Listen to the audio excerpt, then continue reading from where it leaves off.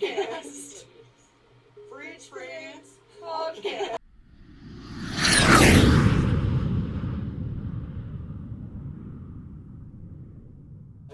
Oh, thank you. Are we recording this?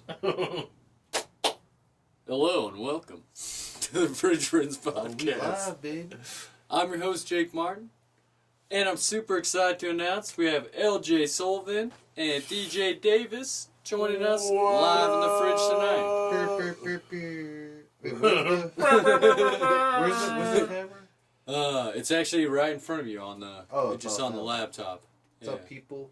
It's Yeah. your boy. Yeah. I Our- figured it'd that's work our better. camera, that's our Sometimes I angle. do 3 screens, but Yeah. with 2 people on the couch, I thought it'd work better to just make it Okay. simple. And we're coming in on the audio and shit. We're all good. Yeah. All right. You got your Check it out, levels man. coming? 1, 2. Check.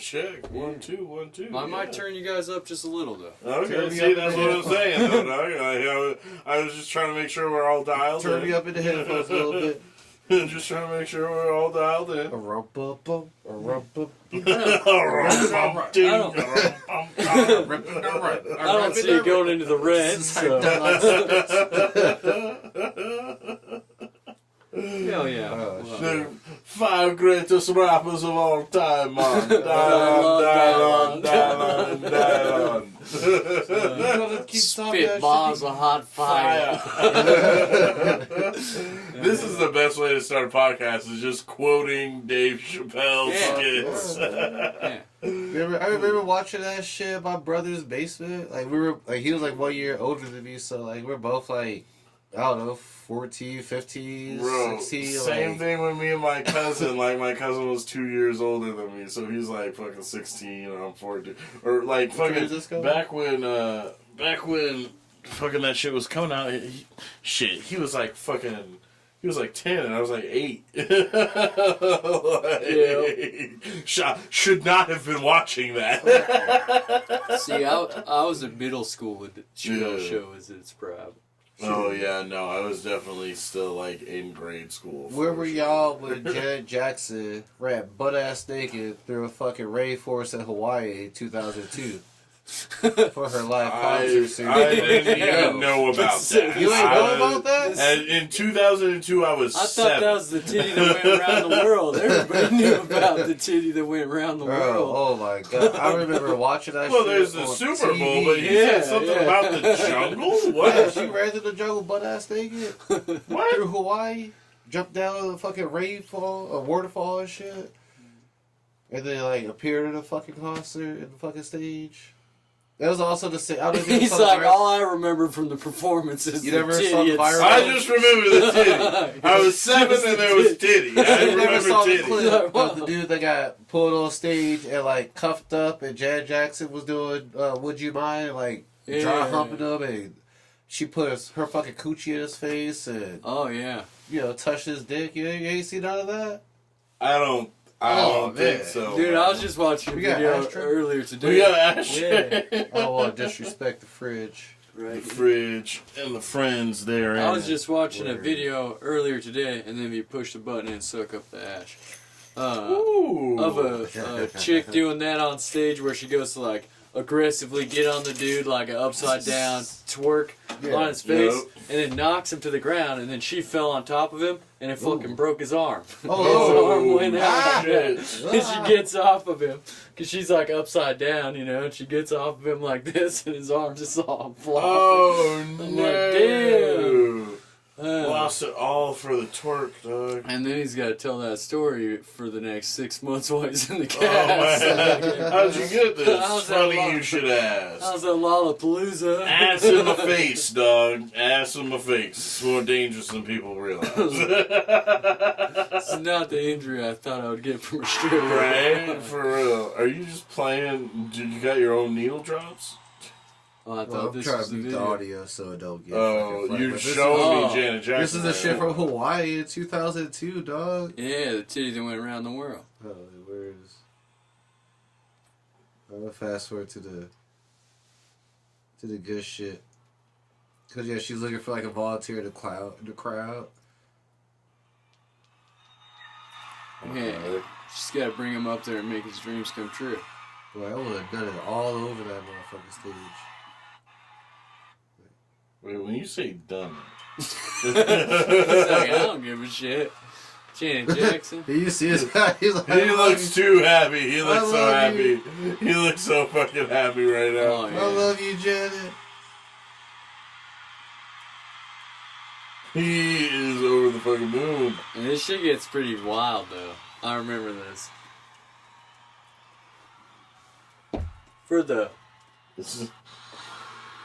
For the listeners at home, Yeah, we're like, watching do it, they have audio overly- or visual? Yeah, look at that. Well, Yeah, she YouTube, touching we got on video. this shit like. Oh my god! Ah, yeah. Whoa! that's all I needed. Janet Jackson. That's says all I hello, would've needed. Dick first. Oh my goodness! Yeah.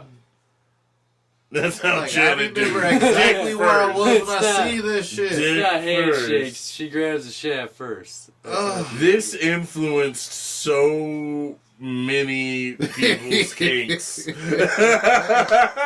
That dude was excited, but That's he didn't how I do. realize he was having sex up there. Yeah, he fucking climbs up. When his Like, it head starts went back right mounting, then, like, yeah. yes, ma'am. Ooh. To be Jackson. And she's wearing like a Catwoman outfit. Yeah, no, this kid's Meow, in like dude, a fuck. fucking trance, bro. He looks like he's on drugs. He looks like he's on drugs. Like, How old is this kid? Like fucking 19, bro? Oh, she's a old enough man to be at now. the concert, I guess. Damn. Oh my god. Imagine that was your first experience, like, ever getting close to some coochie. It was Janet It's Jackson. Janet Jackson. Like, ain't no one ever gonna top that fantasy for you. Like, Hey, that just ruins you, man. forever. Yeah, that kid's he's never gonna reach that summit ever again. That was his Everest. but I was, in my mom's bedroom. Because we had two beds. It Of was a course, one bedroom, naturally, so we yeah. had two beds in one bedroom. And yeah, that shit was on HBO. I was like laying there watching. That's how I knew I loved pussy. That's how I knew I liked women. Okay, fair enough. Janet Fair Jackson. enough. I mean, Oh my that's- god. Yeah. I was like, yep, that confirms it right there. I want that. Whatever that is, I want her to do that to me. I don't even know what's happening. It just looks Right. like fun. At some point, I'm getting somebody to do that. To At me. some point, this will happen for me. It's Shit, on the Janet's on tour, itinerary though. from this Right, point on. yeah. Like, that was 02. That was like, 21 years ago? Yeah, that was. And she's still on tour now? Like, She's still on tour? fuck yeah. She's on tour right now with Yeah. Ludacris. I What? believe that. With Ludacris? Yes. I What believe the Yes, that. bro. fuck? Why was I I believe not alerted? Ludacris I feel come- like I'm only in half the group chats because I'm Ludacris only is coming half, to Boise so I this only summer, know dude. half the shit. Well, at least I think they're on tour together, but someone was at a Janet Jackson show. Ludacris was there opening up for her. Ludacris is And coming then my to brother just Boise this saw summer Janet this Wait, past Luda's gonna week, be too. in Boise? for Boise Music Fest. Oh yeah, he's Oh, at Boise shit, Music really? Fest, yeah. And Jelly Roll. Jelly Roll Oh too. shit, Jelly Roll. Okay, word. That's a big fucking. I forget who else. There's like 5 of them. Ludacris is one of the most no one highly... else Mostly knows. Who else Ludacris knows and them, Jelly though? Roll. You know, like- Ludacris is one of the most highly underrated MCs of all time. Bro, And I will die on that hill. like, you know how you get a CD back in the day? You might skip a song or 2 or 3. That's He Luda- what you wasn't don't skip skipping none of Ludacris. Luda shit. Yeah. No, you None of don't. Luda's All shit. his shit is All that shit bumped, See, dog. that's It where has I feel like playback people value. sleep on Ludacris is because if you didn't get the CDs, you don't realize how many good songs he actually has. 'Cause Yeah, you just Yeah, heard it's- his hits, and he was like, Yeah. "Yeah, he's alright." You But didn't realize if you didn't get that, chicken and oh, beer. Yeah, That was, like, that was my first one I You ever know. bought. That I purchased was chicken and beer. My mom bought that Bruh. shit for me. And her that's some boyfriend at the OG time, shit, dog. Yeah. bro, her That's boyfriend fucking- at the time was like, "You hear all that cursing? That boy listening to in there." She's See, like, I'm younger. I didn't come around till Red Light District. That was my Luda album coming up. I also had bangers too, though. Yeah, for real though. No, like He came I out. said, He came all out with a bangers. CD not that long ago. That was all bangers too. I don't Wait, he had a know, recent man. CD? I think maybe in the last 5 years. In the last 5. Yeah. Okay. The one that has that Vices song on it. You know what I'm talking about? Okay, yeah. That wasn't that long maybe. ago, right? I feel like I've been getting more of him in my algorithm, and Yeah. if it's listening I'm right trying now, to think of please another continue song that to was do on there. that. There's a few songs I like. Shuffle through some new shit, some new loot. Right? Yeah. Yeah, new Luda. 'Cause I heard Method Man put out some new shit recently, too. Really? Yeah. I haven't heard that. Really? Yeah. Shit. Yeah, Method Man did. Yeah, he did, right? Yeah. No, that's... Hell yeah. Love to see it. And Redman. Like, a lot of these older rappers have been, you know, they're I don't want to say they're trying to become relevant, but they're just making some new hits and it's bringing them back into relevancy. Well, I just also think that it's like, I think they did a wise thing as like artists and creatives. They took some time to just be chilling and sort of live a different life, and so now they have different shit to say. Well, it's a different from sound, a different too. perspective, different sound.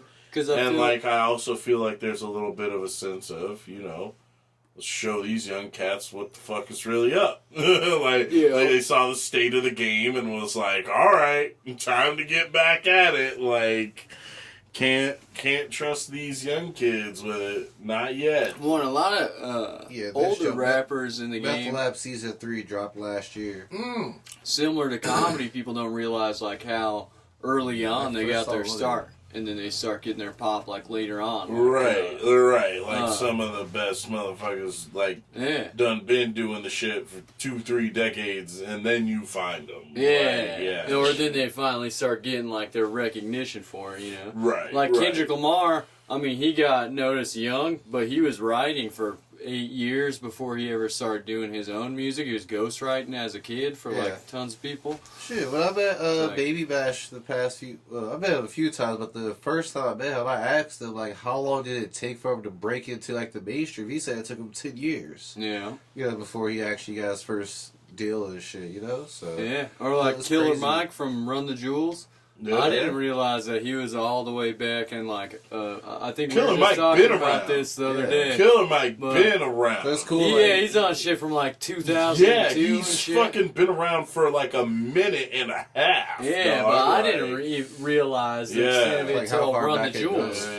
Run the Jewels is when I realized. That's also goes into like the regionality of hip hop, and like there's gonna be like hella artists in the South and the East and the West that like DJs the rest of the country like, don't fucking know about until they pop. Like just because they have like real scenes out there. Like there ain't no fucking hip hop scene in Boise, Idaho. Like,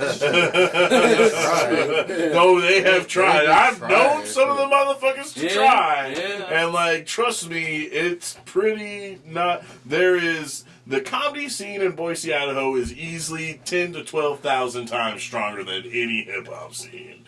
Like, they try, but I feel like you're right on that front. It's just not, it just doesn't exist here. And so, then of course, like, we're not gonna know the underground who's the last shit biggest, in, like hip-hop act cities. to come out of Boise? Probably like Zero. If anybody, like Cordell, like Cordell or shit, that's like what I really follow too for real. So I know. Bad Row was like R&B. Who? Bad Row. Oh, shit, I don't think I met them. They were pretty famous from Boise, I guess. Like I said, it doesn't exist, so.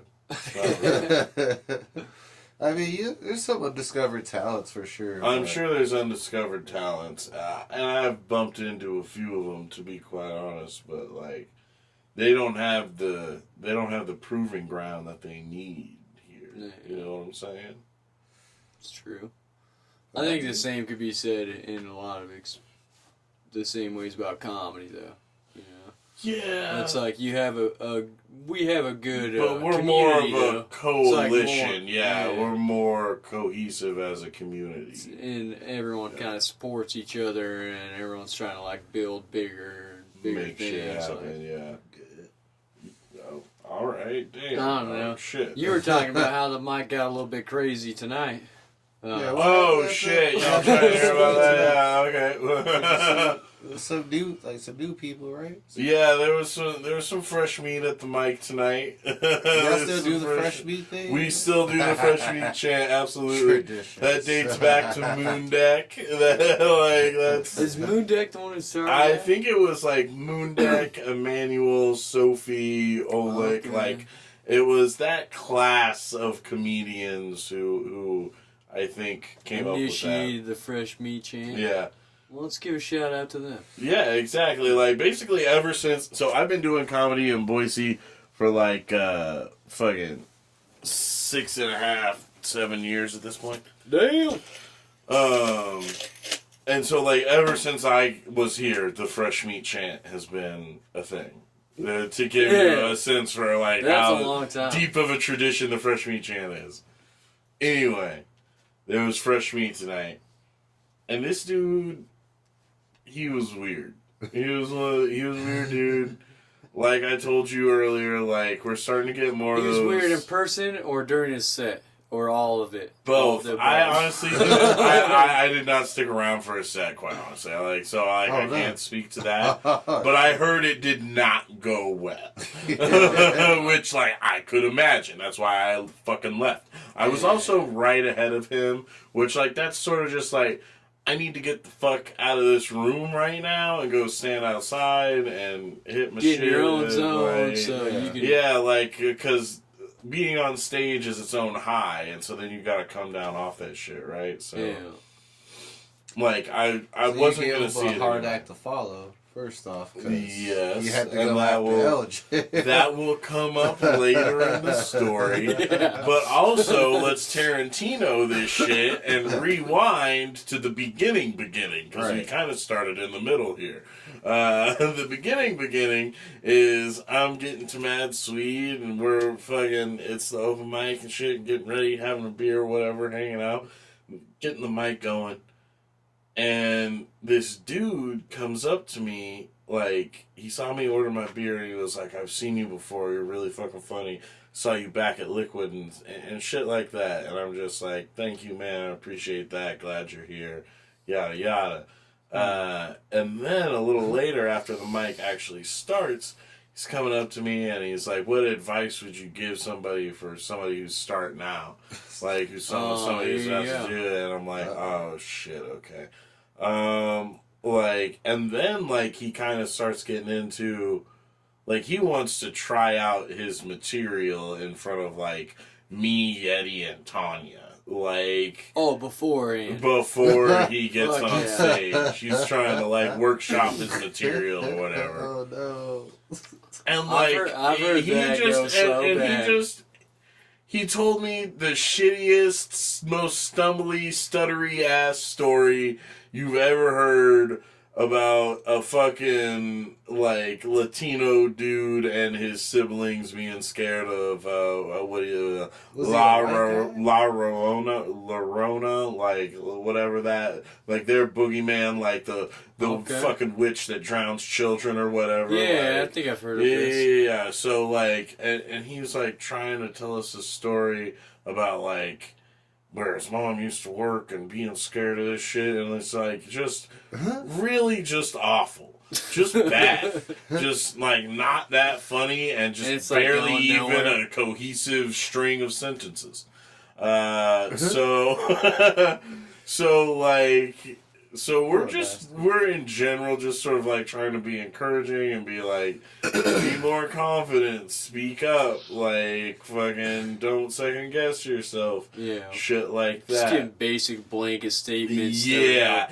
Basic your material can't be saved. But here's some advice. Here's how to be a good communicator. And then you figure out the funny shit on your own, basically. Yeah, yes, that fucking, those 5 bullet points we all have, fucking hold the mic here, and fucking whatever, So, then it progresses, I do my time, shit went alright, I went a little bit over my time, I did some older shit that I was, haven't done in a minute, bringing it back, and then did some newer shit that I'm working on, and went a little over time. Like, I don't think I saw the first light. I saw the second light, and then I finished what I was saying on the new shit. And then I was like, what's my time at? Do I have like a minute left or something? And she was like, nah, you're already over. I was like, all right, deuces. And people laughed. That's it. With just being that straightforward, people laugh. Yeah. Whatever. You got lost in the new shit I was trying. Yeah. Like, overall, it was a good set. It wasn't like a fucking crazy dope set. It's not like I fucking brought the house down, but like, it was a decent set for LJ, if you know what that looks like. And so... I know, I got a lot of pictures of him. You know those. So I'm like I walk outside, I'm hanging out, and like I saw him. He was waiting to go on stage as I was passing by him. So I even like gave him like hit his shoulder, like, you got it, dude. Like, go get it. Go ahead. Like, encouragement. Yeah, give him a pep talk. Yeah, real quick. But like in motion, so you don't fucking talk to me. I'm gonna keep moving. We're going this way. Go get him. Go get him. Your turn.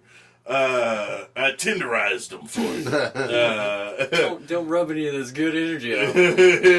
Fuck out of here. So I don't know. It wasn't until the next part of the after the next part of the story that I hear that his set didn't go that well. I'm hanging out outside. He comes outside. At first, I don't even fucking notice him.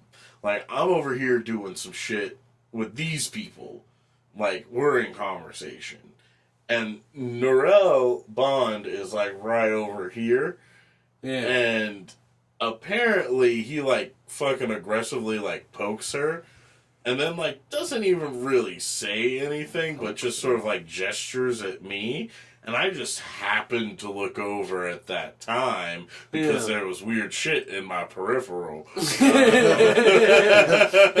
shit's going down. Yeah, like, what's going on over here? Touching shit. And, like, he starts talking to me, and what he opens with is, like, super complimentary. Like, I'm having a hard time taking the compliments he's giving because they're, like they're too much. Yeah. Like, I am a decent local headliner in Boise, Idaho. You're the greatest comedian of all time. Yeah, shit like that. Like, you're the most famous motherfucker out here. Like, and I was like, whoa, okay, I can't believe I'm standing next like, none of that, sir. None of that. And so then, because I guess he got the sense that I wasn't trying to accept the compliments, he completely 180 fucking reversed it. And he was like, you know what though? Honestly, you can tell he's drunk as shit. Like, he's like, honestly though, I'm way more funny than you, though. Like,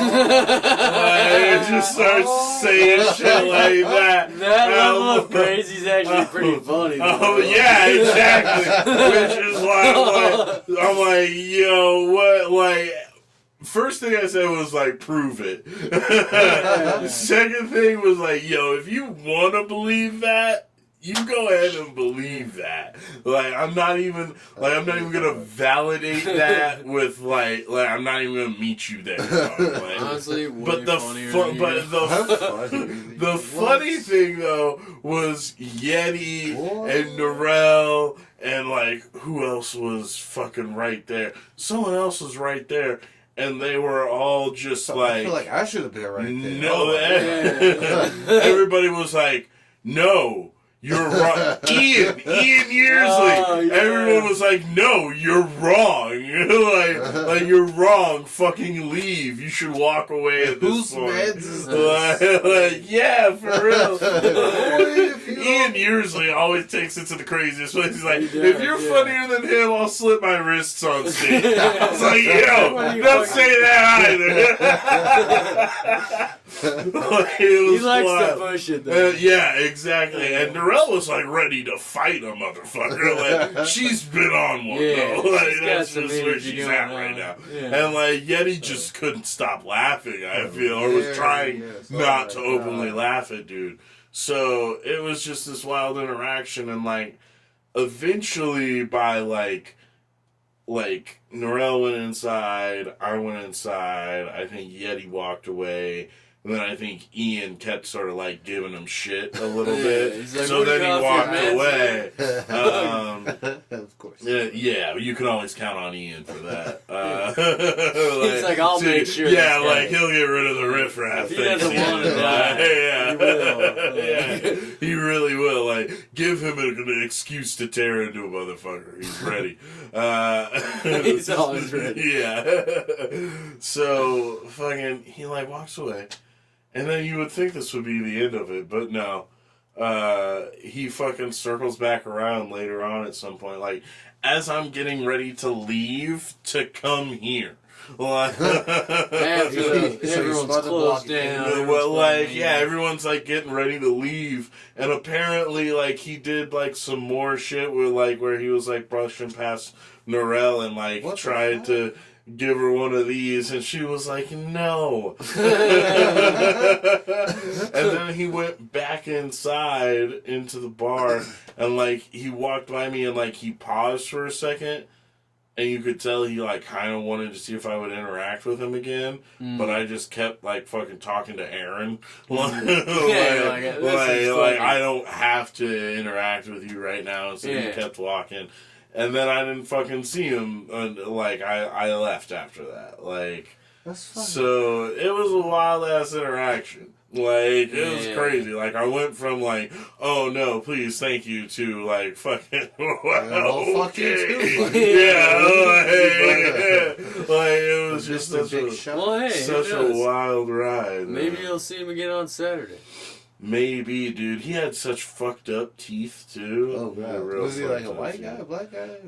He looked. There was actually a conversation about this. I'm not quite sure. We all agreed that he was a native indigenous individual of some kind. What we all could not come to consensus on was, is he like local Indian Native American? Or is he Islander. like Pacific Islander? Or is he like Azteca Mayan, like deep fucking old school Mexicano? You know what I'm saying? Like, so like we couldn't like quite place him amongst those three things. But it was like, he's clearly a native individual. Wow. So like, but yeah, he just had like too short of front teeth. Like, you ever see front teeth that's like too short? No. Well, yeah, it was like too short and then pushed in on each other. It wasn't good. It wasn't good. Like, his top teeth should have been his bottom teeth. I didn't even see the bottom teeth. I don't know about the bottom teeth. I know he was rocking with a white dude who looked like he had meth teeth, so it was like the fucked up teeth gang. The combination of the two. Yeah. The mic's been getting a little bit wild.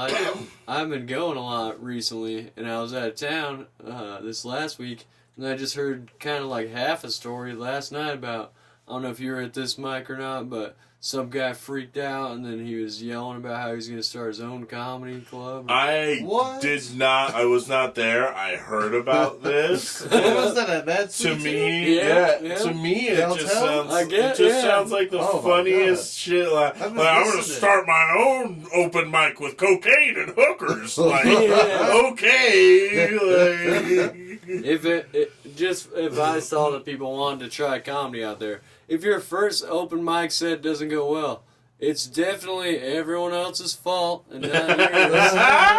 Start your own business based around your comedy from there. You'll fucking succeed, dude. Ooh, kill him. if after your first open mic you're not a successful comedian, maybe comedy producing is for you. Yeah. Like those who can't do teach, those who can't make people laugh, open their own comedy clubs. Yeah.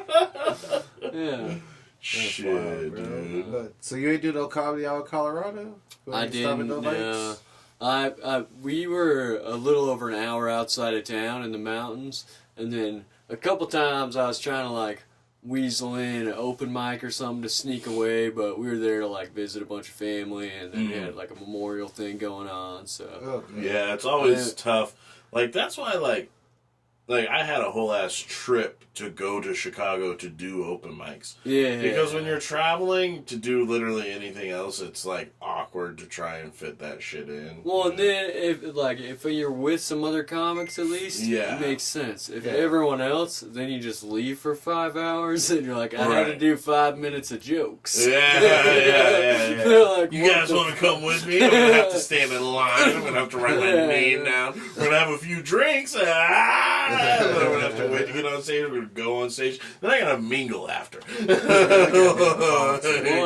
want to come with? An hour drive to and from before just like signing up and waiting. Right? Yeah. I mean, and my wife's super cool about like me already doing open mics and shows all the time and shit. Oh, so you want to push it. Yeah. Well, and the trip was about like her and her family and stuff. So I'm like, yeah. I may have mentioned it. I definitely wasn't like, hey, remember when I said this? I was just like, she heard me. She heard me. She is elected to ignore it. All right, that's what we're doing. Okay, not gonna push it. I always wanted to see another zoo. I've always wanted to see more animals in cages. It's a wild variety. You never know what you're gonna get. I wonder if they'll be sad. It's weird. Probably gonna be sad. They got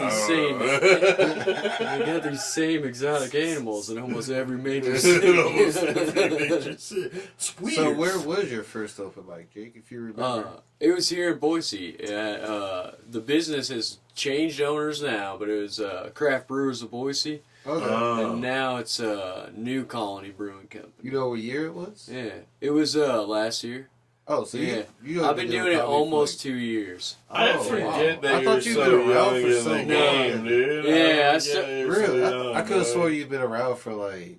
Or in my mind, no, you're I guess like 3 it years in. So it's September He's like a of 2021.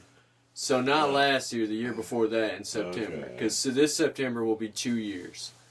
Oh wow! Yeah. I could have sworn I see you around like. Okay, so you're coming up on 2 years. 2 years. All right, I pegged you at like 3, so like I was close. Yeah. Well, the pandemic fucked up a lot of shit with comedy, but I started right after it. Okay. Like, I mean, it's hard to gauge like after it. I mean, I guess it's still happening at some level. Yeah, no, because but like, I mean, after also, everyone stopped caring about it, and all the businesses which also were open, here happened way sooner than everywhere else. No one ever cared here. I mean, they had to. People couldn't work because they had to follow the federal mandate, but like. For the most part, it was live show wise. Live show wise, yeah, but I mean, just even as a society wise, like compared most to what businesses, the East Coast was going on. Like all my friends in DC, and my friends in Vegas, all strapped down. LA is strapped down. Here you are, fucking Boise, having smoke sessions, hanging out at the bar, going to the park, having drinks. Like hey, I know we gotta wear a mask, but you want to smoke this weed? Sure. All right.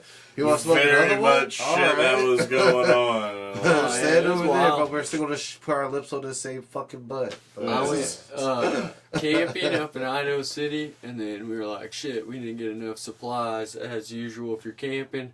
And then I went up there to like hit up the general store thing they got, and I noticed the restaurant was open when I was up there. And I was like, this was right after the week after they just did the 2-week lockdown. Yeah. So we did the first week, and then I was like, the next week we're doing camping. So I went camping, and we made it like halfway through the week. Anyway, I noticed their restaurant's open up there, so I'm like, what the fuck?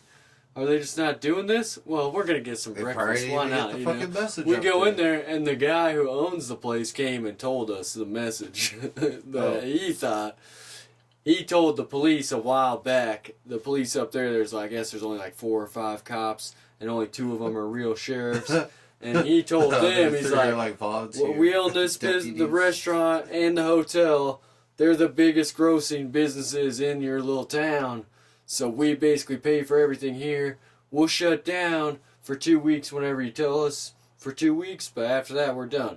So if it starts today, starts today. If you want to wait a week, wait a week, but whenever you do 2 weeks, you only get 2 weeks, and then we're opening back up. Okay. So then he just did it on his own itinerary from there. Because if you remember, they did 2 weeks, and then it was like a month, and then 4 months, and then it was like, I don't know how long we're doing this. But in Idaho City, they just did a straight 2 weeks. In Idaho City. This is all we're doing. In the fucking mountains. And the first week was the wrong week. Yeah, of because course. they shut down Boise Yeah, the that's week not before the week that. We to went do up there it, and they yeah. were open. I was like, hey. That's all crazy. right. I still remember, like, when that shit kicked into effect in Oregon, they were like, well, dispensaries can stay open. You guys are essential. But you can't You're be serving essential. customers inside, so you have to come up with, like, a drive-through system. Oh, yeah. And, like- Drive-through dispensary? I mean, kind of, but, like, you know, all the bartenders are outside before I fucking been using shit. Car pulls up, you run to the car, you take their order, run inside, punch it in. Oh, And damn. then, well, actually, no, we typed it on our phone, and then they would get inside. Somebody would bag it up, and then you would pick it up. It was That's it was crazy. stupid. It was dumb Yeah. because it was raining on the first day we started the shit. Like, the very first day we have to start doing like outside orders. It is fucking raining cats and dogs. It's cold. Like people's feet are soaked. Like my Damn. shoe. Like I didn't have wet socks. Luckily, I had some boots in my fucking trunk, but. Yeah. Ugh, fuck that shit though. I mean, it was such a weird time. Like, nobody's at work, everybody's buying weed, Yeah. The and then, government like, is giving people weed money. and then you get off. Yeah. And then you get off of work from Ontario. You're driving back to Boise. Like, you know, it's like 11, 12 o'clock in the morning, and all you see is like maybe like 2 or 3 truckers that pass you. Like no cars. Like. Yeah, that Like shit no was weird. people are moving about. Like it's just I work Ugh, it construction, just felt so and we never empty. shut It down felt our like some job. Resident Evil. Yeah, so I saw a lot of that. Yeah, like, on it the just- day to day, because every morning I drive to work, and then every afternoon drive home from work. Like the and roads were it's so open, like there was no traffic for real. The kinda fucking nice. pollution cleared up in LA for a little bit. Yeah. Like it was. There yeah, were it was whales nice. in the Hudson. Bro, I thought it was It's nice. like animals we never seen before start poking out. And Oh gonna shit! kill us. There's Loch Ness Monster. and shit. There's Lassie. But like I thought it was nice until I would go to my normal spot to watch sunsets, and then I realized everybody just started showing up to watch the Yeah. same sunset. I'm like, oh, y'all fuckers are at work. Everyone became Here- real outdoorsy. I Yeah, everyone realized started that. going hiking and going Everybody up to got Table a Rock. sourdough recipe. Yeah. Everybody became a fucking podcaster and a fucking. Yeah. I'm just kidding. No, that is true. That happened. Because I bought a lot of those people's equipment at the pawn shop. Yeah. I mean, shout out to my interface we're using Yeah, right yeah. now. It's like everybody Somebody was- bought that shit during the Like quarantine. all for these sure. normal ass people on my friends list are going live on Instagram. I'm like, you ain't even y'all boring. Y'all You ain't doing even nothing. got Yeah. shit to say. They just I'm be- live in the just sitting backyard there. smoking a cigarette. Your name is Jared and you work at Popeye. Shut the fuck up. Right, all the different hairstyles and shit. Everyone's going live doing their hair, makeup. And I'm just like, Yo, and it's like they have like 2 viewers. And it's just like, yo, every girl made a fucking OnlyFans. Yeah. Everyone's trying to find a way to get money at home, Everyone's trying you to know? find a lane. It's I guess I'm lucky because like like I said, I was an essential worker at that time though, so I couldn't imagine what I would have had to do to adapt to like yeah. to survive, to pay rent, to eat. You know, Dude, So- Well, That I mean, was people right. that like in my situation, I didn't like ever get shut down, so I kept working the whole time. But I feel like people that did like lose their job got a lot more money out of it. Because my wife did that. like She got put on unemployment and she got the full on the $600 stimulus a and week shit. stimulus benefit. But plus, you know? y'all had kids, And- didn't y'all? Yeah, we had kids, So, so did they give they y'all a little bit it's like extra for $3,500 whenever they did the regular the stimulus kid things. job, yeah. And then they did a couple chunks of that where they're like, if you have a kid, each kid's extra $500. I mean, so if you were Every child in America is worth $500. it worked out for us in a way that like I was still making the same regular money that I Yeah, would but you make. could buy And toilet then paper for her it, job, that went away. That's true, yeah. I mean, I could have my local fucking Fred Meyer. They never ran out. But. I was just trying different hose attachments. Which is a cone, the bidet? No. Damn, The wave? man. Oh, fuck. I think COVID was a cool reset though, because people had time to like actually. I don't know, man. I had such. Well, then again, I can't speak for those. I can't speak for them, but I know some people that did become like kind of successful because they used the time to like focus on their craft or their creative skill, and they kind of just. Well, you have more time to think about stuff too. Like during that time too, like I was talking about. I always had my job. I also realize like my company doesn't give a shit about me at all. You know what I mean? Because what about you, LJ? What was your experience of the thing? Because you were working. I was, or you were laid off, or well, so I was at the time. I was working a couple days a week at the restaurant my family used to own. It was a really weird time period because we had just made the sale. But my mom was still on as a consultant. New guy was still figuring shit out. Yeah. It was this whole thing. I was still in the dish pit, / prep cook, / sometimes on the line. Just helping out all areas of the restaurant. And so I was like doing that like Saturdays and Sundays was like my thing. And then me and my mom had developed this catering company out of the back of that kitchen that was like her own thing to like make money while we were in like this transitional period. Yeah. And our main client was actually a military client because Quinn's has always had a good relationship with vets and military and stuff. Mm-hmm. So it was actually this unit of guys out in Mountain Home Air Force Base. Yeah. So we were doing their like for their like field exercises or whatever. They needed to have like fucking 3 square meals. Like from like when they started, like we had to wake up at like fucking 4 a.m. so that we could have breakfast out to those motherfuckers at like fucking 7. For a whole ass That's a sweet unit of contract, Marines, and I was the motherfucker doing the cooking, I was making all those fucking eggs and potatoes, so, and that was our gig, and so, we would do that, it was usually, once a month, and it was, anywhere between 2 to 4 days, on average 3. Of just wake up early as fuck and we'll probably get done around 7-ish with all the dishes and shit and there's some that we can save to do in the next anyway, long ass days for 3 days in a row. But then that shit would usually net me anywhere between $500 to over $1,000 in the month, plus all the money that I was getting from doing the cool 2 days a week at Quinn's, just doing fucking whatever. Mm-hmm. So I had a bunch of money coming in, and the majority of my time was dedicated to stand up and developing as a fucking martial artist. Those were my 2 things. It's that's all I was doing.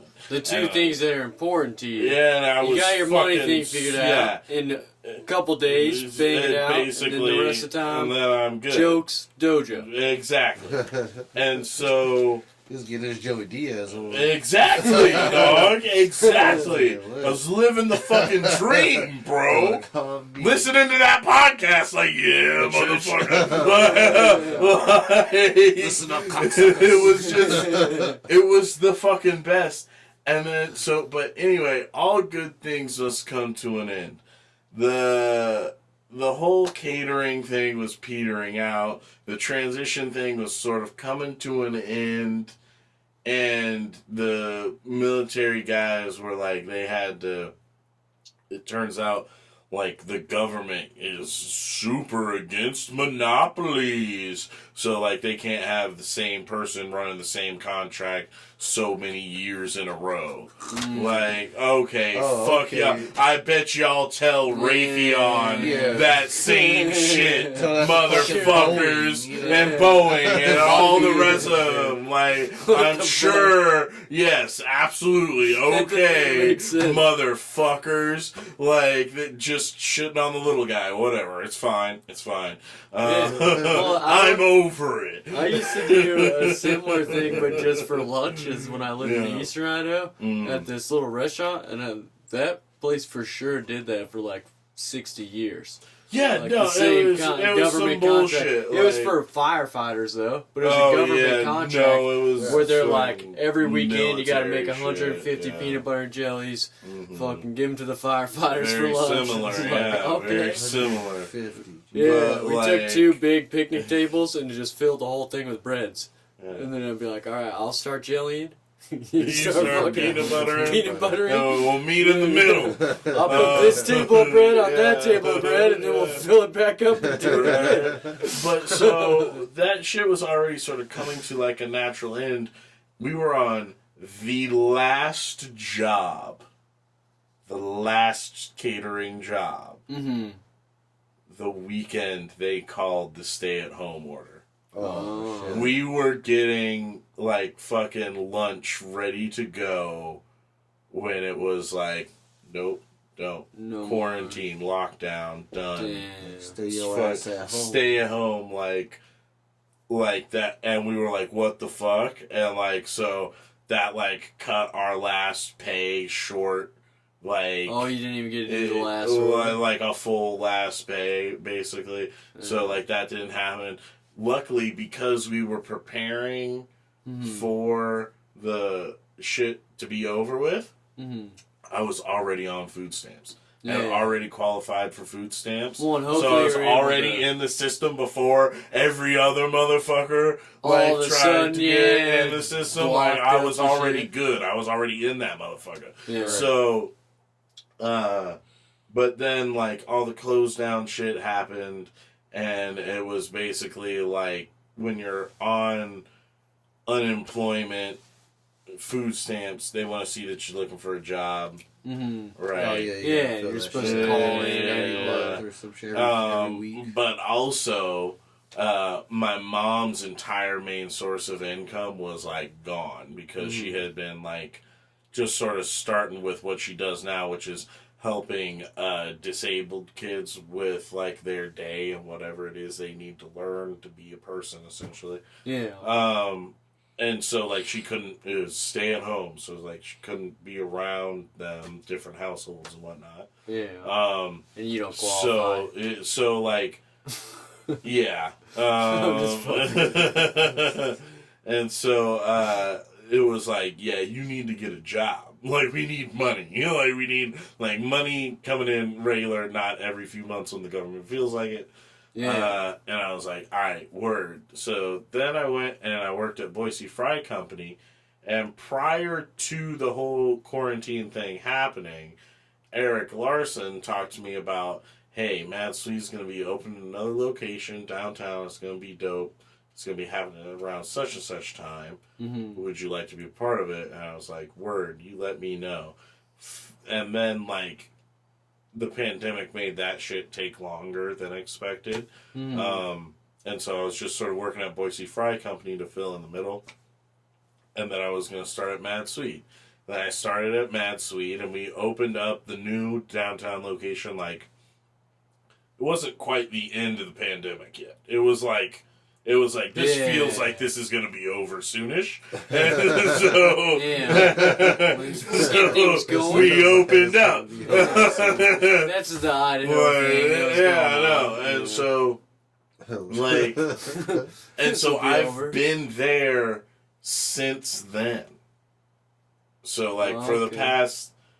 That's definitely where I'm at. Since the pandemic till now, I've been living a radically different life than the life I was living prior to, right? Which is why I also recently put in my 2 weeks at Mad Swede, trying to refocus on getting my comedy shit together, podcast shit together, dojo shit together. Trying to... Are you bringing the podcast Trying to get back. Yes, I am definitely going to be bringing the podcast back. Working on building out a studio and shit. I got some fucking AV guys I want to work with. Bring them in, have them do all the tech shit that I can't do or refuse to learn how to do. Well, then you know the shit's running right. Exactly, yeah. And so, like, big shit in the works right now, but a lot of it is motivated by a realization that I had. I won't say exactly why. Actually, fuck that. I will say exactly why. Like, I had been already sort of ruminating about this whole thing about, like, there was your life before this, and then after, and you've sort of just been on autopilot trying to make money to survive, but that's the fucking hamster wheel that you never wanted to be on, which is why you was doing the comedy shit in the dojo to begin with, goddammit. So, like, let's figure this shit out.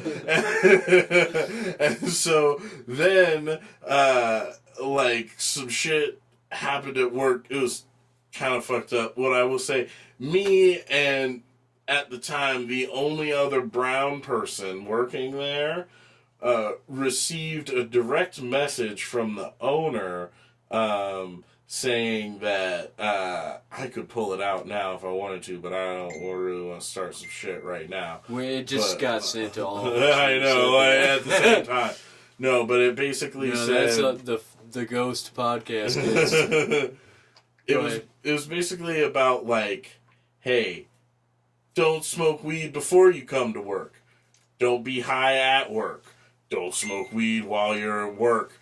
Like, it was, like, just this whole thing. And then they put a little extra at the end that really pissed me off, which was, like, we pay you 100% of your check, so we expect 100% of your effort. I was like, motherfucker, okay. Wow. Yeah, like, so it was, at that point, I was like, okay, so, like, you're going to have to ask the government about 60%. Exactly. Like, let's not get into percentages and money and my work ethic. Let's not even get into any of all of that shit.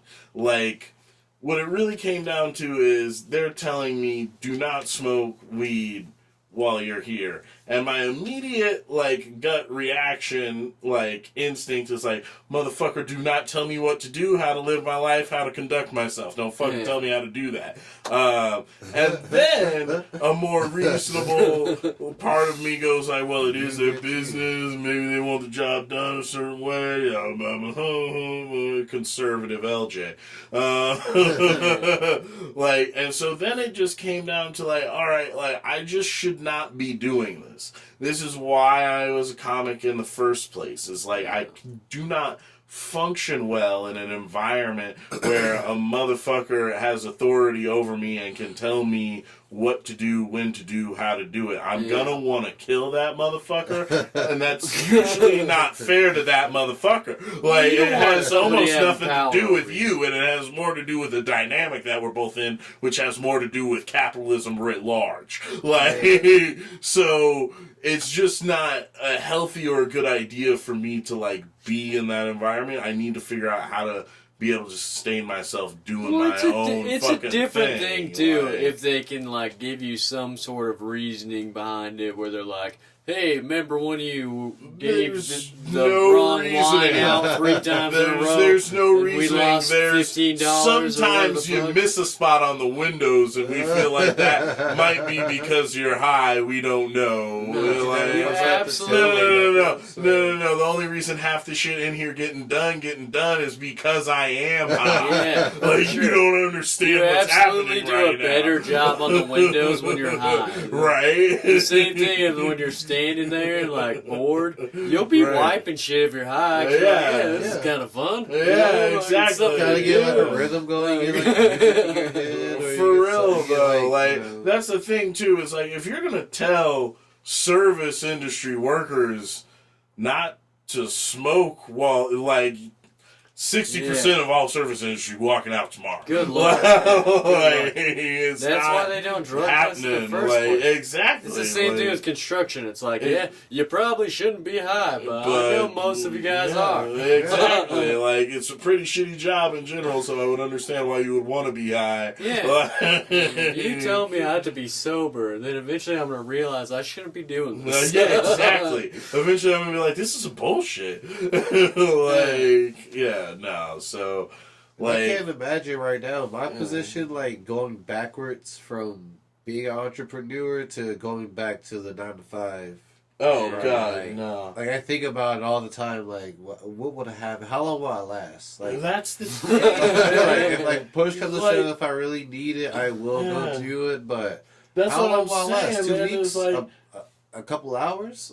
yeah, so, like, in my early 20s, I was dedicated to this notion of, like, doing my own fucking thing. And then the pandemic happened, and that was my mid-20s, which is weird to say. Yeah, like, weird, yeah. You know, the pandemic, that whole thing that affected the whole world, global history, that was my whole mid-20s. Now I'm entering the later half of my 20s, I'm like, I gotta get the fuck out of whatever the fuck that was. But I think it's just weird to me because my story and my experience with it is so radically different from everybody else who got into their fucking sourdough starters. Like, everybody else did the reverse. Everybody was on the hamster wheel, and then pandemic happened, hopped off. Now they're hopping back on. They got to get back into the office, and, like, they're not really fighting that the way that they should be. I, however, was free of the fucking hamster wheel, and then the pandemic happened, and it was like, everybody's going home. Somebody's got to keep the lights on. And I was like, I guess I got it. And now it's like, nah, I need to get the fuck off this, whatever the fuck this is. I'm not playing this game anymore. It's nice when you have, like, your own schedule. Yeah, you gotta survive. You gotta make money. For real. And I'm already... when you have that, like kind of flow of, like, you have clients, like, out of state, in state. For real. And, like, you can balance, like, your debt to income ratio pretty well. It's right. It's like I don't need a lot of it. I just need enough to like, I'm trying to figure out, like, how to make the podcast an income, how to make my merch more, like, steady income. Hey, when you figure out how to and make more regular podcast shows, income, let me know. Podcast income. I'll tell you my. I'll tell you my secret. I'll tell you, like, what I got brewing off mic. So not the whole world takes my fucking plans. But yeah, it comes down to advertisers. But I have some ideas on, like, who and how to court some motherfuckers. So I'll let you know. Especially if it ends up working well for me, I'll absolutely pass it along your way. Like, but that's the thing, is, especially out the gate. And so, like, and I think in order to properly court those advertisers, you got to be able to show them, like, a certain audience. Oh yeah, and sure. so that's what all the platforms want, anyways. You have to have a certain subscriber amount. Yeah, and so, like, I think it's like, with a smaller audience, you might be able to just find smaller advertisers, and like, I'll stop there and we can talk more off mic. But, like, yeah, having your own schedule and shit, and, like, I'm already easing into it. Like, I was like, because I also moved into this new place. So there's a bunch of shit to do at this new place. Renovations and unpacking and all that shit. But, so I've been doing that shit. And then also today, like, I got to cook for the first time in, like, forever. Like, and so, like... Like, cook at your new place? Like, cook at my new place, but also What'd you just, cook? in general, I haven't, like, cooked in a long time. It's just, like, barbecue chicken, baked potato, some salad. Damn. Caesar? Caesar salad, yeah. Yes, absolutely. You know what the fuck it is, dog. Absolutely, 100%. But yeah, It just goes real, right back in real Joey quick, Diaz. simple. She's a seller, go fuck your mother. She's a seller, go fuck your mother. You don't need no blue cheese around here. I bought fresh blue cheese today. I fucks with blue Will you cheese. support ISIS? You use hummus? I bought hummus today too. Fuck. You're a fucking ISIS sympathizer. Oh man, nah. But like that's the thing too is like lately like diet has been so out of whack in my household. Like just eating out all the fucking Well, not time. eating dude. out, but just eat anything. Just eating anything, eating junk. Yeah, for real. And so like I'm like excited to be able to get like back into the kitchen at home. Yeah, I'm trying to get cooking. out of kitchens working like for my money daytime, but I have always and will always love to cook at home. Like Yeah. love to fucking tear it up in the kitchen at home. Like let me tell y'all about this marinade. Let me tell y'all about this barbecue chicken marinade that I put together right quick. So it started out I was doing Cajun chicken. Ooh. Started out I was doing like a Cajun seasoning rub. Yeah. With like just like Cajun seasoning and pepper and fucking like just just getting it all caked up. And then I was like I'll hit it with some olive oil. I'll put it in this bag to marinate. Work. Yeah. And then I was like, wait, hold on, garlic. Throw some garlic in the bag with it so it marinates in there with it. And then I was like, wait, fresh minced garlic? hold on. I did not have fresh minced on me. I had just like chopped garlic in my fridge. Which like it's not as good of garlic for you, like, but that oil that it's packed in is like concentrated garlic. So you actually need less of it. It's weird. Fresh garlic you need That makes less sense. Like garlic salt because is it's way like more potent. it punches you. Yeah. But then if you're using that oil, it's like it permeates through the dish. Yeah. But anyway, I threw that into the bag with the chicken, and I was like, you know what this needs? A little bit of barbecue sauce. So I hit it with some barbecue sauce. And then I was like, wait, Sweet Baby Ray's. Oh, Sweet Baby Ray's. And because the Sweet Baby Ray's, wasn't quite sweet enough, maybe like a tablespoon of honey. And so then I mixed all that shit up, let it sit in the bag, and then when I cooked it, I put it in a dish, and then I hit it with more barbecue sauce, cooked it for like 15 minutes, 375 if you're paying attention at home. If you're Pulled it out, along. flipped it, hit it with more sauce, put it back in for like another 15-ish minutes, 375. And I mean, it was delicious. It was fantastic. It was great. But my main point in saying all of this is I haven't gotten to do shit like that where I'm just like improvising a marinade and just like feeling it out and cooking up some dinner. Because like, just for you, no one's telling you how you have to do it. I mean, it's for me, and I have the time and the energy and the bandwidth to like fucking do it. I'm not like I'm still kind of like I have been waking up extra tired these past few days. But I feel like I have more energy just in the hopefulness of, like, I'm not going to have a job next week. Yeah. Like if I want to just hang out, I can't. Well, and when you do, when you do jobs for yourself, when you figure out the different avenues, like you're saying, to monetize different things, to get it working, you enjoy doing them a lot more than like doing it for somebody else. Like, I've done the exact same thing for a company and then for myself and been like, hey, that was a lot of fun. Well, normally I'd be like, that was a shitty weekend.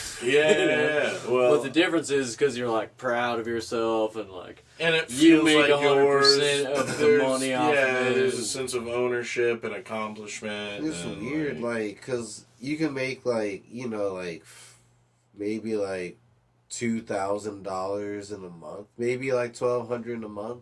Mm-hmm. But like you make that at a normal 9 to 5. That's not a lot of money, right? But then you make that by yourself. Business for yourself. and that's like just straight in your pocket. It feels like you have more money. Oh yeah, for sure. It's For real, weird because yeah. it's not a lot, but then it's like, wait, this is.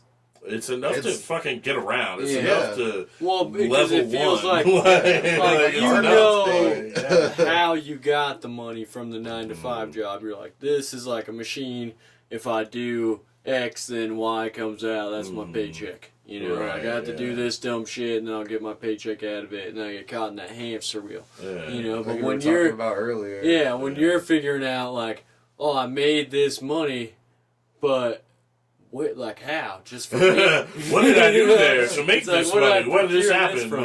And like the whole time you have your goals and like, you're Right, like I yeah. want this to work, I want this to be successful, I'm trying this and I'm Right, doing this. right, But then when it actually comes to fruition, it's always kind of like an extra like, oh yeah.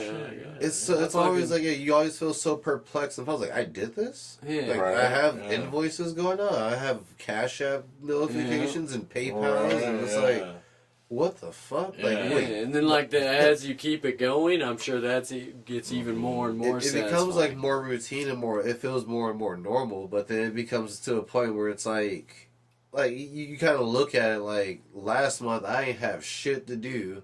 Mhm. All of a sudden, like you get hit up. Oh, hey, I need you for Tech 9. Oh, hey, well we got all this other shit going on. Oh, hey, we got E40 over here at this shit in Fresno. Or hey, here's an email from MTV. We want your picture.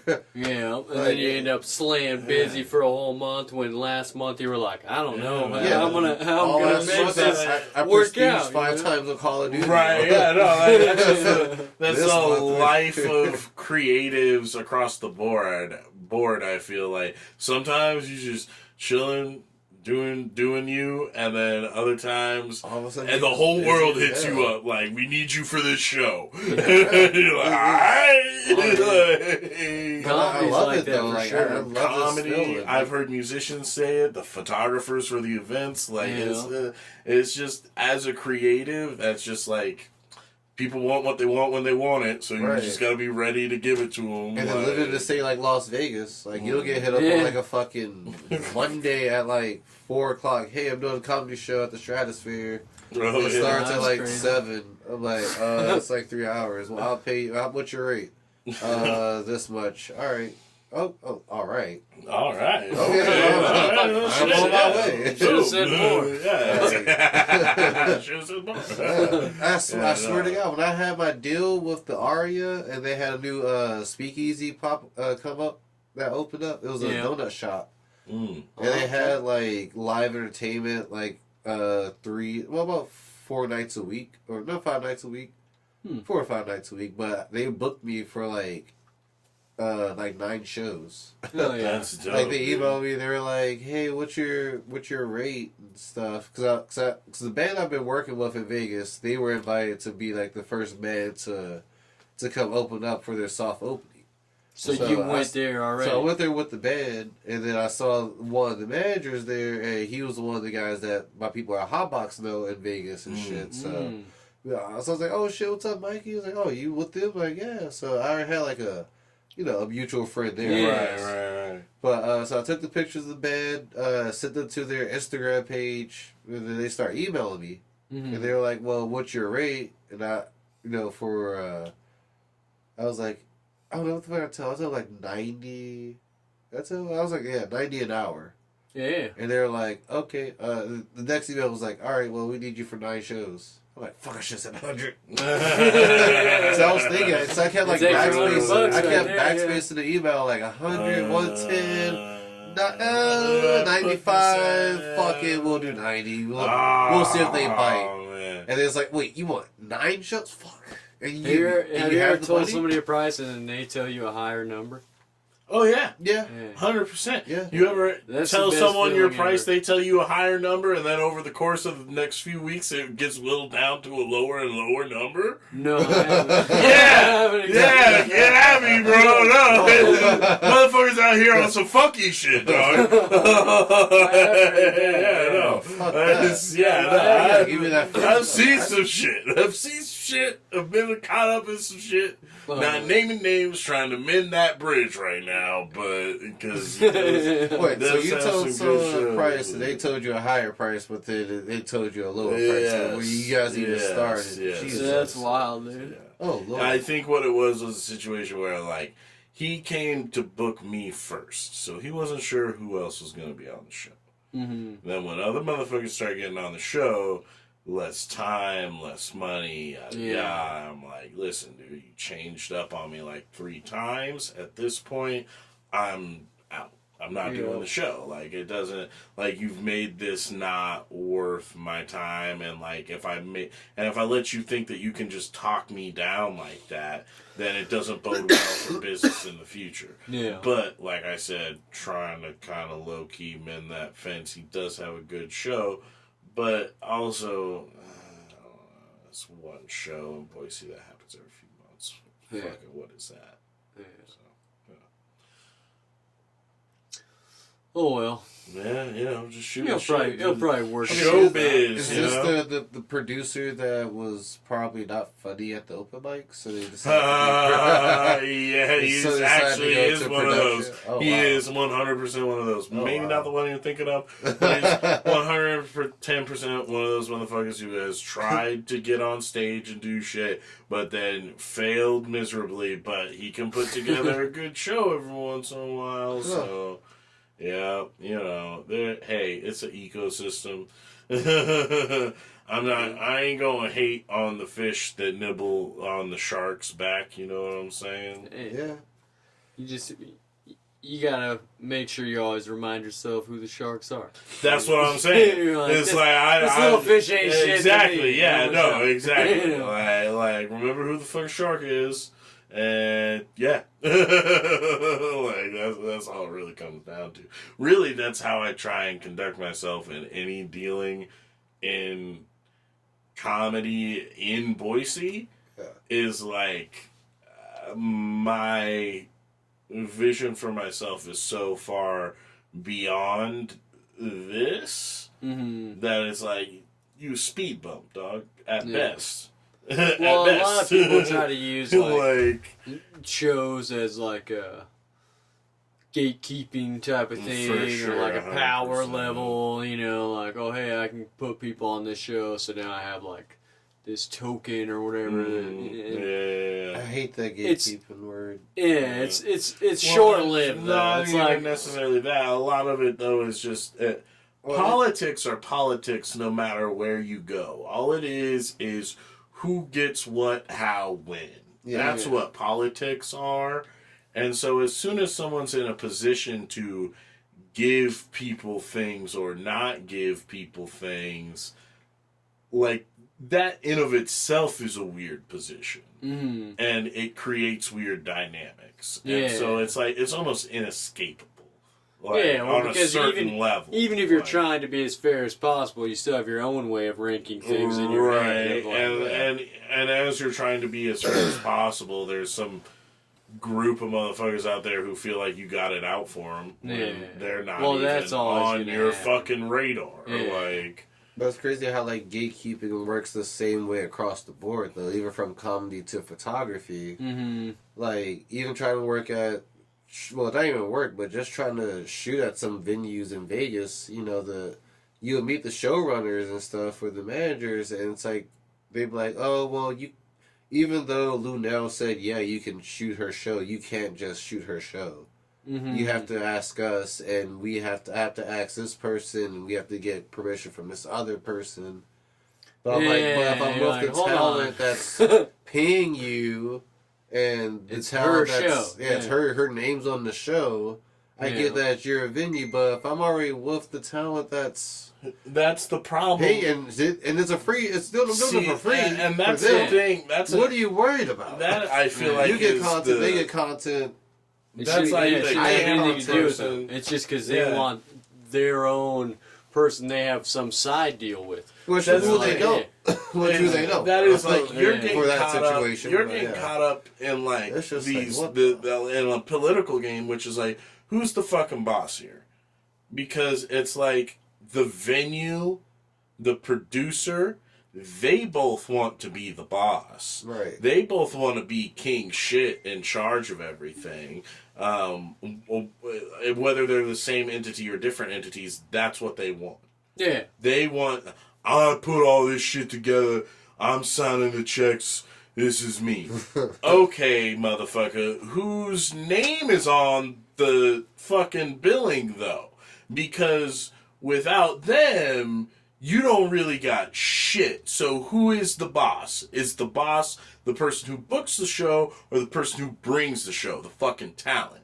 Because if you're a reasonable motherfucker and you say the talent is the boss because without them there wouldn't be a fucking sound guy, there wouldn't be a door guy, there wouldn't be a camera person, there wouldn't be all of these motherfuckers who's eating off this shit. It wouldn't be happening without the motherfucker on stage. Right? And so if that guy says, hey, this is the guy I want doing photos, then the only reason for you as the venue or producer to get in the way at that point is to try to assert whatever magical fictional power you wish you had. Right. Like, that's all they're doing. That's all that game is. Or if it's like, okay, well, hey, can we meet him just so we can tell him what to not take pictures of or what to take pictures of? Or, and that's a different thing entirely. That's like, hey, man, I'm this trying. Over here is under construction. If you could not put that shit on Instagram, please, like, that's a different conversation. Hey,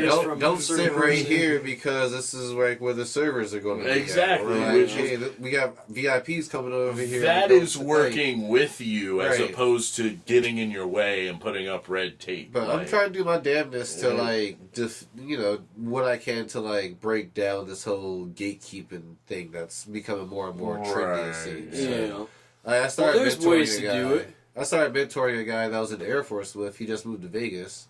He's newer in photography. He's only done pictures of his big rig, but he used to drive cross country. Okay. He was like, "Hey, I want to try to diversify my portfolio." So I was like, all right, say less. I looked up my band's schedule. I was like, all right, well, hey, meet me here at 11:45 p.m. Like, 11:45? Yeah, this is Vegas. The show don't start till... They start 15 minutes in. Welcome to the night shift. You said you want to diversify. You want to sit here for 3 hours? You want to sit here Make sure you got your night lids. He has a pretty good setup, though. He has a really fancy Fujifilm camera, and he has a similar type of lens I use and shit. But it's cool, to be able to take them into these other venues with this amazing band. It's they're a cover band, but they're a really good fucking cover band. Yeah, right. And they work on their own individual projects between the singer, the drummer, the guitarist and stuff. But it's just cool that take someone to their first concert in a sense. And all right, bro, we got 90 minutes to go crazy. The manager's cool, the fucking bouncers are cool, the band already knows you're here, so I'll introduce you later. Just go ahead. Yeah, he got some amazing shots. He shot 3,000 pictures in 90 minutes. Damn. This is his first concert though, but it's still cool to be able drop the knowledge and the gems that I have when it comes to photography to share with someone else. Absolutely. And it's not gonna cost me anything. It's not gonna cost him anything. I might not get paid by the band for your this guys' shit time. But it feels good to teach someone else and to get someone else into somewhere where they can be beneficial to them as well. If I'm not around or if he does a better job overall. Hey, now you guys have someone.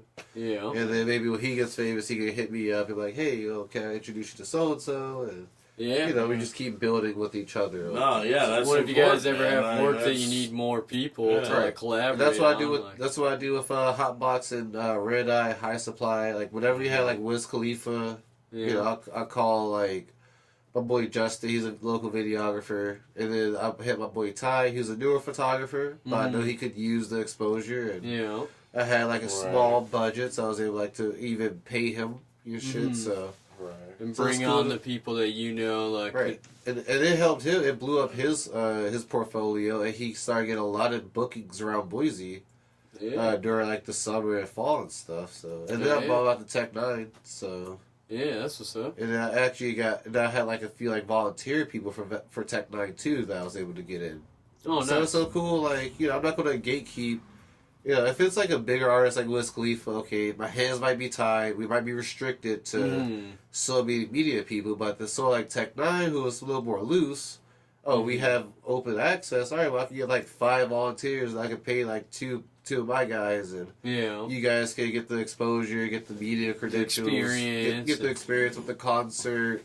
Smoke some free weed, like you know, smoke weed, take pictures at the same time. It's your first time doing it. Like it's just it feels so cool to be able to like you know, like I said, break down those walls and like build a bridge and you know just give people a chance to create and it might unlock a new opportunity for them that will being the change, you know, man. Being the change, trying to see in the world and the community. For real, man. Like you said, it's an ecosystem. I'm just trying to do my part for the ecosystem, for real, man. Yeah, no. I've been there. Like, you guys, you see me, like, growing up in photography. Oh, yes, absolutely. Like, I've been doing photography before I was doing comedy, but still, like, when I was doing open mics and shit, I was still at that point where, like, I was still getting told no a lot or just gatekeep it or, you know, just that one opportunity you needed, just that one yes. Yeah. It was just so hard to get. Yeah, but now I'm trying to give people that, yes, I can't save the world. Right. I can't give everybody a fucking but you I will pass on what you can I will when try. You can. If I can't make it happen this go around, I'll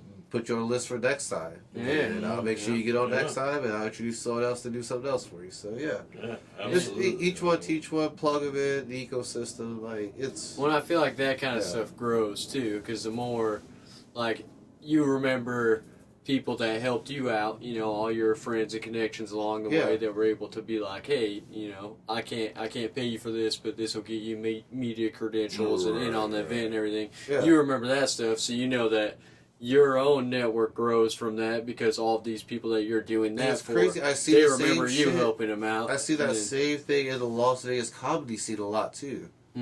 Like, there's a guy named Butch Bradley that I work with at LA Comedy Club. He's like, well, like he was voted like funniest comedian 2 years in a row. Okay. And like best of Las Vegas type shit. Yeah. Okay. But like he would bring in other like there would be like a comic like opening and a comic featuring.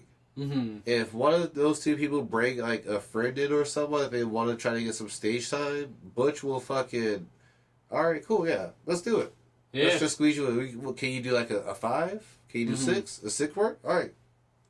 Yeah, puts them in on the show. And then he'll put them in on the show. Like, even though it might cut away from his time or someone else's time, he's willing to like sacrifice that time to give someone else their time in front of a good audience. Well, it gives them a big opportunity too. Like we've had a few local comics that got opportunities to open up and do 5 minutes in front of big, huge audiences for touring national comedians, and it's like it doesn't really take away that much from that artist. They don't have to do it at all. But it gives everything to the dude you're giving that opportunity to. You know, you're like, hey, dude, like, you want to do 5 minutes on this show? Yeah, it's also because sometimes those people also go way back together. Yeah, because they knew each other like, oh, this guy started doing mics like 3 years ago, 4 years ago. And, so what you said, though, like, just think about it, like, it's so much easier to, like, lend a hand to someone else when you yourself are on firm footing. Oh, for sure. Versus, like, how difficult it is to exist on, like, that ledge of trying to make something happen. Yeah, just waiting for someone to put a hand down. Exactly. Right. It's so... Which is why it's important what you're saying about you trying to, like, help people out and stuff. Like, it's important. Like, I mean, I try and do that for comedy when and where I can. Because people always say that, like, it can be intimidating to approach a comedy scene because all the comics, like, hang out together and talk together and shoot the shit. Yeah. And, like, if you're, like, not it's almost like aggressive or assertive, like, you find it difficult to fit in, to get in. Like, so I usually try and, like, if I see somebody who I feel is funny and, like, has potential, like, trying to find their way in, I try and, like, give them that way in. Yeah. You know what I'm saying? But also, part of the reason comedy is cloistered the way that it is because of my story from earlier. Yeah, sometimes like, you can't. and you also don't know, like, somebody might show up for, like, a year or two and be, like, doing alright, and then you just don't ever see or hear from them.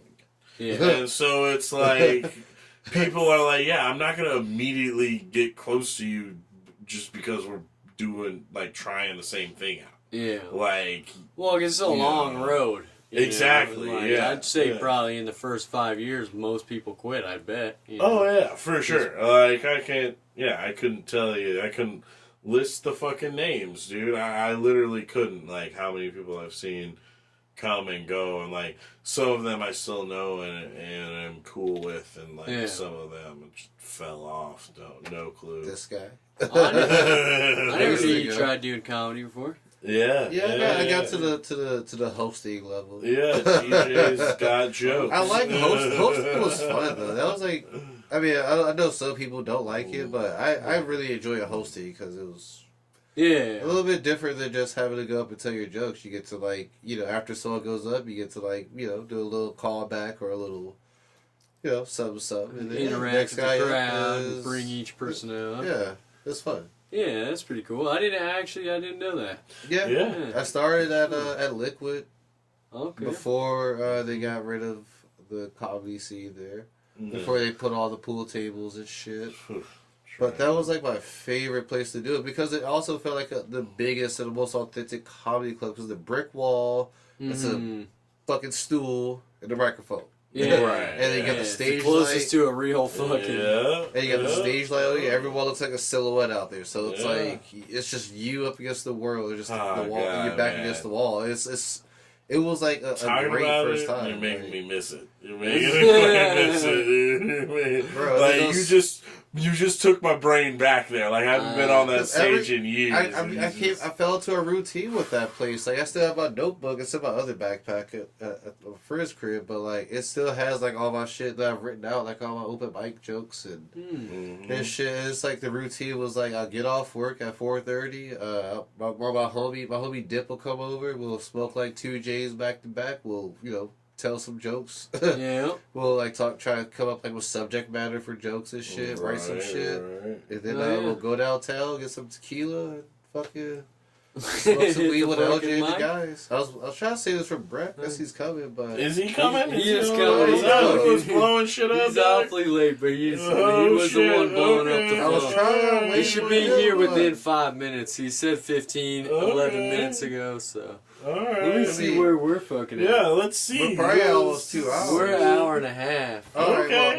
Why don't we fucking wrap this one and then we'll do a whole nother thing. We'll just, like, it'll be part 2 for us in the audience. But part 1 with Brett. Part 1 with Brett. Or, here's even an idea. You're trying to get your podcast back on. If you want to record one, and then we'll send it to you and you use it for that fucking podcast.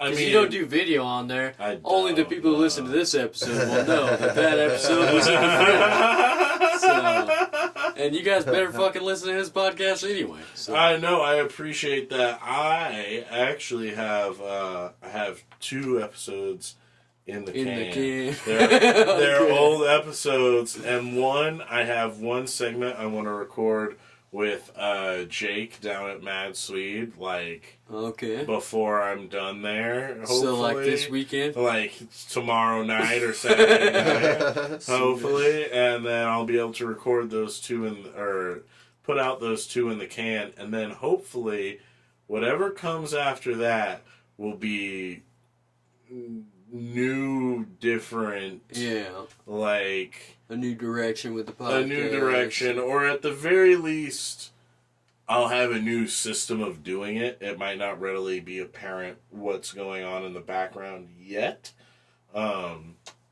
because I still am, like, square one on breaking ground on the studio. Okay. So...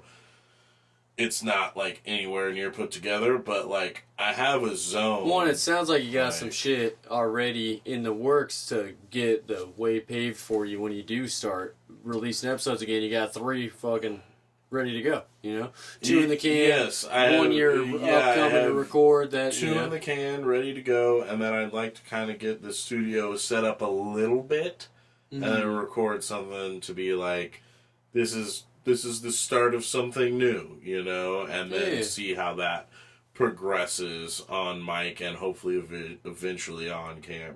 So. Hell yeah. Well, Dope. as always, I like to give everybody the opportunity to plug stuff by the end of the podcast. This is a perfect segue for that. Listen to That Fucking Podcast. Yes. That fucking guy. podcast. That fucking That guy. fucking guy. Yeah. And your plug- social media. I guess. Yeah. That fucking guy, LJ on Instagram, LJ Sullivan on Facebook. Google LJ Sullivan. I got clips on YouTube. They'll come up. They're not super new, but hey, it's something. And that's a good way to get your search engine optimization working, is telling people to actually use the search engine to find you instead of, hey, here's the exact link to my shit. Yeah, no, smart. definitely Yeah. like Google That's my smart. shit, bro. Yeah, that's smart. Like you'll find some clips and you'll figure out if you like me or not. And then if you like that, I would say fucking podcast is your next step. That fucking podcast. So, anyway. Yeah. Oh, and I guess I could plug some shit in. Yeah, go buy some Khalifa Kush. Hey. Go Kush. get that from High Supply. Go get that from The Red Eye. Go get that from Hotbox. And the Red Eye, that's the newest dispensary out there in Ontario. Yes, spot. sir. I gotta hit them up. Yeah. Fucking Tech Guy came out, blessed it. Yeah. Nice. He made O-Town go crazy. That shit was Tech is like legend around these parts. Oh, There's for sure. folklore about him. Tech is like Idaho's uncle. Like, Yeah, exactly. Yeah, for real. next to Kansas City, I'm pretty sure like Idaho, Utah, or Are like his it's like shit. his shit. Yeah. Oh, he used to for real. come here like about 3 times a fucking year. Yeah. No, the Probably story exaggerated, is but- he's got kids out here. He's got baby mamas out here. Oh, So, word? yeah, that's the story. That's what I always heard. Don't know if it's It's an true. urban legend. Hey, yeah. it's hard to And- pull out some good pussy. As far as plugs go, I will be actually on another podcast, the Pretty Good Podcast. We actually recorded that like a day or so ago. Oh, okay. So check out the Pretty Good Podcast. I'm on their latest episode. I'm here on Fridge Friends. Yeah, that fucking Fridge podcast Friends. is coming back into effect. You know, doing a whole little like podcast tour thing right now, not intentionally. Hell yeah. That's what's up, man. You can find me at jetlag.media. It's my photography page. Go buy some artwork. Your walls are probably bored at home. Probably got white ass walls. Probably, Come on, man. Go man. hit that link in bio on my Instagram page. Go. I got you. I got some drip for sale. That's at Jetlag Media. And then, as always, you can find my stuff on jakeamartin.com. Hell yeah. That's links to all the And shout out the Casey Rocket, podcasts. because that's the last time we all like. That's why we were all like here. Oh, right That's yeah, now. for true. sure. Yeah, we all Can't came forget together. Rocket killed it Yeah, with the Casey fucking Rocket voodoo killed cellar. it. Yeah. We're all hanging Shouts out out to together. Casey Rocket always. Who yeah. was that man? I love that. What went last, man? Oh my god, this is Shout out shit, Casey man. Rocket. Yeah, I know he's doing well out there in Austin. Oh, yeah. Great to I see. was telling him this story, and then you kind of heard part of it from the group chat, but I was trying to give away those Kill Tony tickets, Right. and he was like, "Oh, I'm booked out." And Yeah. I was like, "I can't even take free tickets to like one of the greatest shows in Austin right now." Like, there's I worse love problems. that. You Yeah, know? that's fucking First good world problems. Yeah. First world problem. Shit, bro. Sorry, I'm booked. I gotta work. Yeah. I gotta make The these people. show, laugh. I'm down the street at Creek in the Cave. Like, I can't. It's like, I'm a special guest. Right? Oh, fuck. I can only go to that show if they pay me. And even then, I still gotta move some shit. Yeah, right? exactly. I gotta try to run to the next door and do a quick show with Little Boy real quick. Yeah, I love that Yeah. shit, man. It's so Fuck cool yeah. to see. Alright. Oh, yeah, thanks for having us, Jake. Yeah, of course. I mean, we'll see you here in a few minutes when Brett gets his funky ass If out he ever here. gets But it. the listeners will see us here in a few days. Okay. Oh man.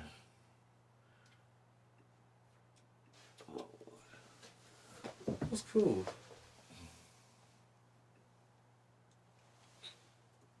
See, I was trying to be courteous and at least save the good shit for Holy.